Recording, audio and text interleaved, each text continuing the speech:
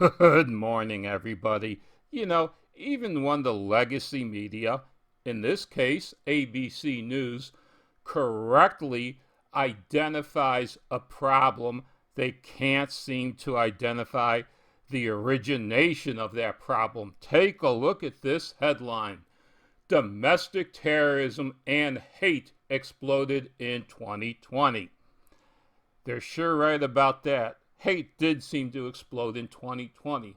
Now, the second sentence of this headline, well, I don't care much about what Beijing Biden thinks, at least not until after January 20th at the earliest.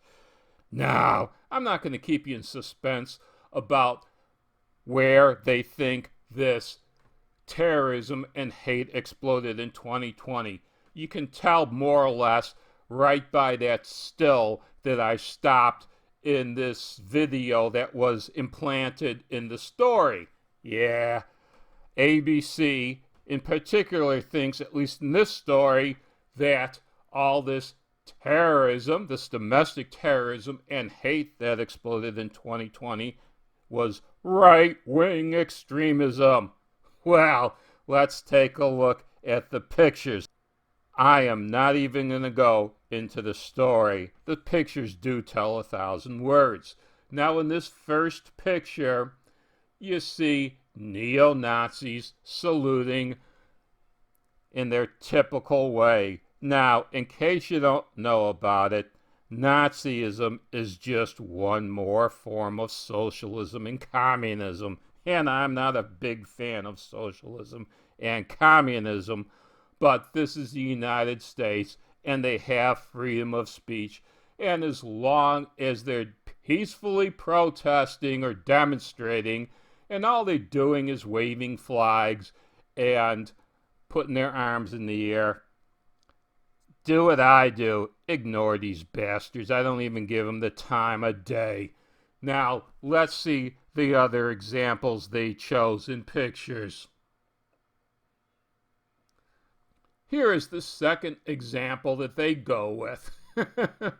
This is that demonstration of the Proud Boys on 12 December. This was another nothing burger. Nothing happened during the entire time of this demonstration. You can see it. They're marching down the streets. They're not spray painting. They're not destroying anything. They're just marching down the street, waving some flags and having a good old time. And after the demonstration was over, some of them went home and some of them went to bars to drink and stuff. And the problem didn't start until the Proud Boys were attacked by BLM and Antifa, either going to or coming out of these bars. So the problem, the violence, wasn't even in the demonstration. It was in the far left attacking the right wing after the demonstration was over. Let's take another look at an example that ABC chose in pictures. Here we go. Now, this is a particular old one, and this goes back to 2017 when it seems like BLM and Antifa, they were tearing down all of the statues. And at the time, President Trump even said, before you know it, they're going to be tearing down statues of Abraham Lincoln and Washington. And sure enough, they did. But in this particular case, these people with their tiki torches, they're demonstrating to keep a statue of General Lee up from some people who wanted to tear it down. Now, these people, I think, were identified as neo-Nazis. I don't think there's that many neo-Nazis left in the United States, but I could be wrong on this. They're not giving the salute. They're not wearing any neo-Nazi paraphernalia, so I don't know if these were neo-Nazis or not, but the papers identified them as such. But again, as you can see, no violence occurred here. In fact, the only violence that occurred here at this time was after the demonstrations were all over with. There was one guy in the car that struck and killed one individual. Now, this guy was identified with a far-right group, and the reason for him striking and killing this individual is up for a little bit of dispute because it appears that his car was attacked before he struck that individual, and he might have been in a panicky type of way, just trying to get out of the way of the attack. Did he intend to strike and kill that individual, or did he do it in a moment of panic? I would label it as vehicular manslaughter instead of murder. Now let's go with the last example I'm going to choose. Right here. This is current news, people. This happened in Nashville, Tennessee a few days ago. Now, the person that set this bomb off was not a terrorist or a right-wing extremist. He was 63 years old, and the FBI did not have him on any type of watch list at all. They knew nothing about this guy.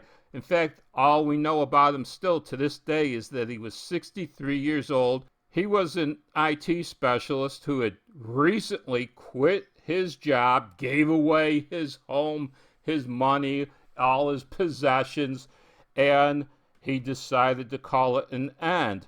But when he decided to call it an end, he wanted to do it with no casualties except himself. I think he would have been better served putting an ounce of lead in his head, but he went to a little bit of an extreme on this. A little bit. Shit, he went far overboard on this. When he took himself out, he went out with a bang, a really big bang.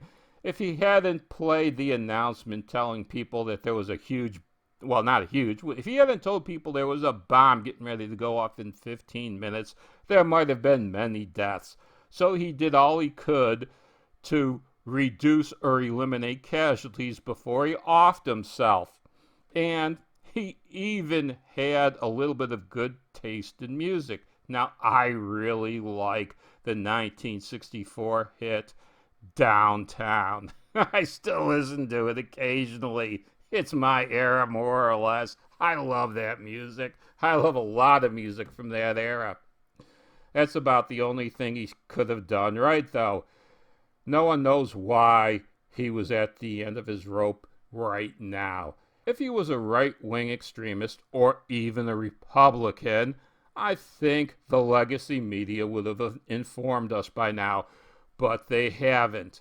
He really does seem to have been a nobody with nowhere left to go. But if you really want to know what the problems are with all this hate crime that's happening in the U.S. in 2020, let's go to one story. This is the New York Post, and I could have chosen a bunch of different stories, but Seattle's cop-free Chaz pretty much says it all, doesn't it?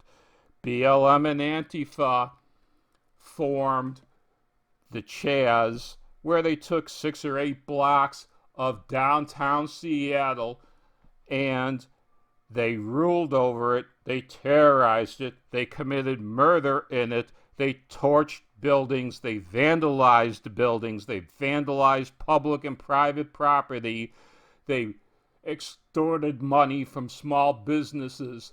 And do you see the writer of this article, Andy Ngo? He was one of the victims himself. BLM or Antifa, one or the other, they hit him with a milkshake. Not just an ordinary milkshake, though. One that was made with wet concrete that gave him a concussion that put him in the hospital. And why would they do this? Andy Ngo must be a right-wing extremist, right? Well, not exactly. Andy Ngo is gay and is a Vietnamese American, so he might be right wing, but I don't think you'd exactly call him an extremist. He's just like me. He believes in capitalism and freedom of speech and live and let live. So, yeah, Andy Ngo, it was the perfect person to choose to talk about the far left extremism. You see, ABC News is either not able to or not willing to identify to where these problems really originate from.